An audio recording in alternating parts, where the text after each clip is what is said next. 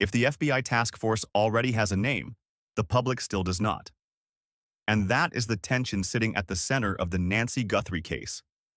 An 84-year-old woman disappears from her Tucson home. Blood is found at the front entrance. Her medication is left behind. Her phone is left behind. Her Apple Watch is left behind. The front door camera is physically removed in the middle of the night.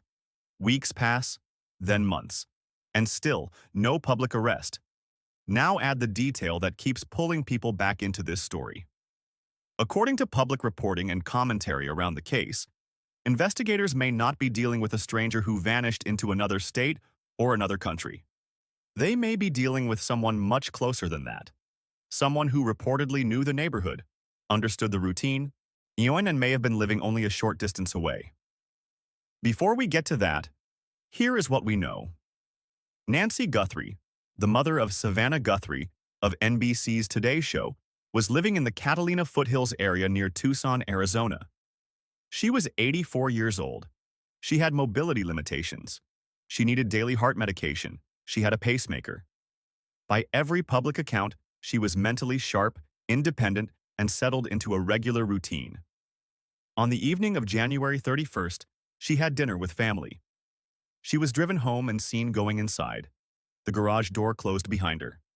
That is the last confirmed moment anyone saw Nancy Guthrie safe. The next morning, she could not be reached. Family members became concerned. Deputies responded. What they found immediately changed the nature of the case. There was blood at the front entrance, later identified as Nancy's. Her medication was still inside. Her hearing aids were still inside. Her Apple Watch was still inside. This did not look like a woman who had decided to leave her home in the middle of the night. It looked, according to law enforcement, like an abduction. Then came the detail that made the case feel even more targeted. At 1:47 in the morning, Nancy's front door camera went offline. Not because of a storm. Not because the power failed. According to reporting cited throughout coverage of this case, someone physically removed the camera from the wall. Later, forensic work reportedly helped recover additional images, including one from weeks earlier that appeared to show the same figure at the same property. That matters because it suggests planning. It suggests that whoever came to Nancy Guthrie's door that night may not have been improvising. It suggests someone had been there before, watching, learning, waiting for the right window. And that is where this gets interesting. The public was shown surveillance images of a masked individual outside Nancy's home. The person appeared to be carrying a backpack. In some reporting, there was also mention of a holster and a flashlight. Investigators released descriptions. Tips poured in. But despite all of that attention, law enforcement did not publicly identify the person in those images. At the same time, the case kept producing signs that the person outside the house may not have been working alone. Ransom notes were sent to media outlets. Those notes reportedly included details about the inside of Nancy's home that had not been made public, including the location of personal items and details about the property. If that reporting is accurate, then whoever wrote those messages may have known more than an outsider standing at the curb could know. There was also reporting about mixed DNA inside the home from two unidentified individuals. Public commentary from former federal officials kept circling the same concern. This may have been a planned, targeted act, not a random crime. And if it was planned, the obvious question is simple. Planned by whom? That question has only gotten louder because of how this case has unfolded. Investigators have talked about digital evidence. They have reportedly examined the pacemaker data, the cell phone evidence, the surveillance timeline, and even purchase records tied to items seen in the footage. The backpack model in public reporting was described as one sold through Walmart. There were also reports that investigators were tracing clothing, looking into contractors or workers with access to the neighborhood, and reviewing who might have known Nancy's routine well enough to predict when she would be alone. In other words, this was never just about one blurry image on one porch. It became a map of phones, cameras, movements, purchases, routines, and relationships. And when a federal task force works a case this long without going public with a name, people start reading meaning into that silence. Some believe it means investigators are still lost. Others believe the opposite. They think law enforcement may already know far more than it is saying and is trying to build a case that can hold in court. That second possibility is the one giving this title its force, because the most unsettling version of this story is not that Nancy Guthrie was taken by a stranger who disappeared without a trace. The most unsettling version is that the person behind it may have been close enough to blend in, close enough to understand the neighborhood, close enough to know the habits of the house, close enough, reportedly, to live within a very short drive of the scene. To be clear, no private individual should be treated as guilty without charges, and law enforcement has not publicly named a final suspect in this case. That matters. It matters legally, and it matters morally. But it is also true that public reporting, all commentary from former investigators, and the known facts of the case have all pushed people toward the same hard question. If the FBI task force already has a name, what is keeping that name out of public view? Is it a lack of one final piece of evidence? Is it a digital trail that points strongly in one direction but not strongly enough for an arrest? Is it a witness who has not spoken yet? Or is it the kind of case where investigators believe they know who they are looking at, but still need to prove not just presence, not just suspicion, but the full chain of what happened to Nancy Guthrie after that camera was torn from the wall? What happened next matters because this is the point where the case stops being only a missing person story and becomes something heavier. It becomes a story about proximity, about whether danger came from far away or from right inside the circle of what felt familiar. And once a case reaches that point, every quiet detail starts to feel louder. The short drive, the earlier visit, the interior knowledge, the delays, the silence. Because if the person responsible really was that close, then the biggest mystery may no longer be who took Nancy Guthrie. It may be why, after all this time, that person is still walking free. The reason this case keeps circling back to one unsettling idea is not because law enforcement has publicly named a suspect. They have not. It is because the evidence that has been made public does not point to a random passerby. It points to familiarity. And once a case starts pointing toward familiarity, people begin asking a different question. Not, who could come into this neighborhood? But, who was already here? According to the Associated Press timeline, investigators specifically asked residents within a 2-mile radius of Nancy Guthrie's home to review camera footage and report suspicious activity they may have noticed in the month before she disappeared. That request matters.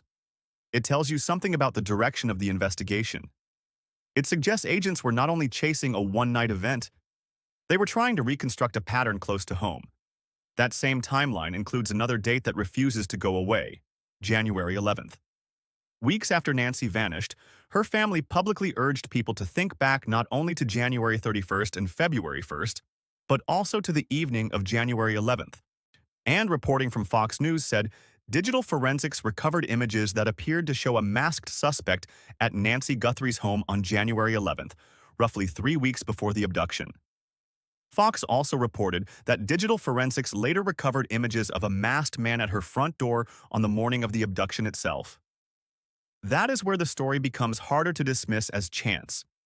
If the same person, or someone dressed the same way, appeared at Nancy's house 3 weeks earlier, then the crime may have had 2 stages. First, observation, then action. First, learn the layout, the timing, the approach. Then come back when the conditions are right. That does not tell us a name. But it does tell us the public story of this case has moved far beyond one figure caught on one porch. Here is what else pushes the case in that direction. When Nancy Guthrie was not just missing. According to the FBI, she is considered a vulnerable adult who has difficulty walking, has a pacemaker, and needs daily medication for a heart condition. The AP timeline says her doorbell camera was disconnected at 1:47 a.m., her pacemaker app disconnected from her phone at 2:28 a.m., and investigators later said they believed she had been taken against her will. Blood found on the front porch was identified as hers, so when people hear a title like, "The suspect lives 2 miles away," what gives that idea life is not some official announcement. It is the combination of details: a targeted victim, a previous visit, a camera removed by hand, a late-night timeline measured almost minute by minute, and investigators asking neighbors in a tight radius to go back through a month of footage on not just one night. But there is a second layer here, and this is the part many viewers overlook. Even if investigators strongly suspect someone local, suspicion is not the same as a charge. In a case like this, prosecutors do not want a maybe. They want something they can stand in front of a jury with. They want placement, timing, corroboration, and a chain of evidence that survives attack from a defense attorney. That may be why the public silence has stretched on. Because look at what the public record shows, and what it does not show. Authorities have released the timeline. They have released images of an armed masked person tampering with the camera. They have publicly tied the case to a ransom email. They have asked for help from neighbors and the public. The family has offered a $1 million reward. And yet, as Fox News reported in early April, DNA testing still had not led to a publicly identified suspect or any arrests. That gap is exactly why people believe investigators may already have a working name, but still do not have a public case. Think about the practical problem they would be facing.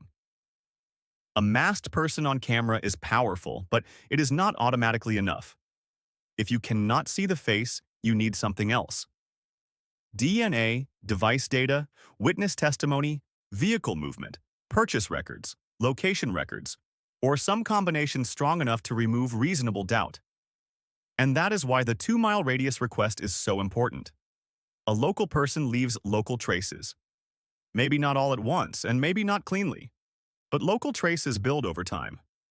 A familiar car on a neighborhood camera. A phone appearing near a property more than once. A worker, a contractor, visitor, or acquaintance who had reason to be nearby before the crime and after it. A person whose movements make sense only until someone puts all the dates on one page. According to AP, investigators asked neighbors to think not just about February 1st, but about the month before Nancy vanished. That sounds less like a dragnet and more like a narrowing circle. Now, that does not mean the person lives exactly 2 miles away. It does not mean the FBI has already solved the case. And it does not mean internet speculation should be mistaken for evidence. Those distinctions matter. In a case this emotional, especially one involving a real family still waiting for answers, careless certainty helps no one. But the pattern is still there. The pattern says investigators were interested in a very local universe. The pattern says January 11th may have been part of the same story as January 31st. The pattern says Nancy's abductor, or abductors, may have known more about that home than a stranger should know. And the pattern says the person responsible may not have needed to travel far at all. That is the emotional turn in this case. For weeks, the public has been looking outward, imagining a faceless suspect moving away from Tucson, disappearing into distance. But what if the distance was never the point? What if the most troubling fact is not how far this person got, but how close they may have been all along? Because once you accept that possibility, the silence around charges starts to feel different. It no longer sounds like investigators know nothing. It starts to sound like they may be trying to prove something very specific about someone who had access, opportunity, and just enough cover to stay out of reach a little longer. That is exactly where we have to go next, into the question this entire case keeps building toward. If investigators do have a name in mind, what is the one thing still standing between that name and handcuffs? If investigators do have a name in mind, the missing piece may not be identity. It may be proof. That is the distinction that matters at this stage of the Nancy Guthrie case. People often assume that once law enforcement strongly suspects someone, an arrest should follow right away. But that is not how a case like this works, especially one with national attention, a vulnerable victim, and a public record already crowded with scrutiny, rumors, and competing theories. Investigators do not just need a person who looks right on paper. They need a chain they can defend. They need to show not only who may have been near Nancy Guthrie's home, but how that person connects to the planning, the timing, the entry, the removal of the camera, the blood at the scene, and whatever happened after Nancy was taken. That is a much higher bar. And that may explain why this case feels frozen from the outside while still moving behind the scenes. Because when you look closely, the public record does not read like an abandoned investigation. It reads like one still trying to close the gap between suspicion and a charge. There was the earlier reported appearance at the home on January 11th. Then, the return weeks later. There was the camera taken off the wall, where there were the details in the ransom messages that reportedly suggested familiarity with the property. There were the appeals to neighbors to go back through footage from a defined area around Nancy's home. There was the attention to digital evidence, the pacemaker timeline, and the narrow window between Nancy being dropped off and the first clear sign that something was wrong. Put all of that together, and the question becomes more precise. Not, do investigators have a theory? They almost certainly do. The question is whether they have the final piece that turns that theory into something a prosecutor can file in open court. That final piece could be any number of things. It could be a digital match that places the same device near the home on both January 11th and the night Nancy disappeared. It could be a witness who has stayed silent so far. It could be forensic evidence that took longer than expected to process. It could be a purchase trail that lines up with the items seen in the surveillance images. Or it could be something more difficult to obtain, a cooperating insider, someone who knows what happened and is still deciding whether to speak. That possibility matters because cases like this are rarely solved by one dramatic revelation alone. More often, they tighten slowly. A timeline becomes cleaner. A loose end becomes less loose. A name that was once only whispered inside the investigation starts appearing in more than one place.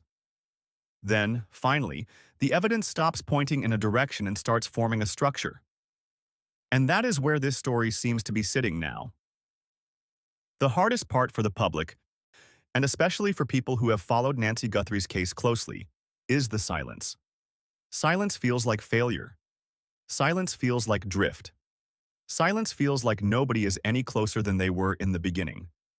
But that is not always what silence means. Sometimes it means investigators are protecting the part of the case they cannot afford to lose. If they speak too soon, they can damage witness statements. If they reveal too much, they can teach a suspect exactly where the weaknesses still are. If they move too fast without enough support, they risk an arrest that falls apart in court. And once that happens, rebuilding can become much harder. That does not make the waiting easier. It only makes it more understandable. And behind all of that procedure is a woman who has almost disappeared beneath the mechanics of the case. Nancy Guthrie was not a headline first. She was a mother, a grandmother, an older woman with a routine, a family, a home, and a life that should have been ordinary in the best sense of that word. She should have been able to come home from dinner, go inside, and close the garage door without becoming the center of a national investigation. That is why this case stays with people. Not just because it is unresolved, but because it feels intimate. A home, a porch, a familiar evening, a woman who needed her medication, a neighborhood that likely felt safe until it suddenly did not. For many older viewers, and especially many women, that part lands hard. It is not abstract. It is close to daily life. It is close to the quiet routines people build and trust. And maybe that is why the possibility of a local suspect feels so disturbing. Distance is easier to process. A stranger from far away is frightening, but it also feels separate. A person nearby, someone who may have known the streets, the schedule, the house, or the habits, is something else. That possibility changes the emotional shape of the story. It turns the case from a mystery about disappearance into a question about access. Who was close enough to know? Who was comfortable enough to return? And who, if anyone, has been living inside that unanswered space while the public waits for a name that still has not come? By now, the public has heard many versions of this story. Some focus on the ransom angle. Some focus on the surveillance images. Some focus on delays, missteps, or competing interpretations. But underneath all of that, the central issue may be very simple. Someone took Nancy Guthrie from the life she knew. And if investigators are as close as some believe they are, then the case may no longer be about discovering a suspect from scratch. It may be about locking down the one last connection they need so that when they finally move, they do not miss. That is the payoff, and it is not a dramatic one. It is a sober one. The absence of charges does not necessarily mean the absence of a target. It may mean the opposite. It may mean the target is already inside the frame, and investigators are still building the part that the public cannot yet see. If that is true, then the question is no longer whether this case has direction. The question is how much longer that direction stays hidden before it becomes action. And that brings us to the question I want to leave with you tonight. Do you believe cases like this are usually waiting on one final piece of hard evidence? Or do you think the silence means investigators are still farther away than the public has been led to believe? If you have been following Nancy Guthrie's case with me, subscribe and stay close. When this story finally moves, the details will matter, and I want to walk through them with you carefully.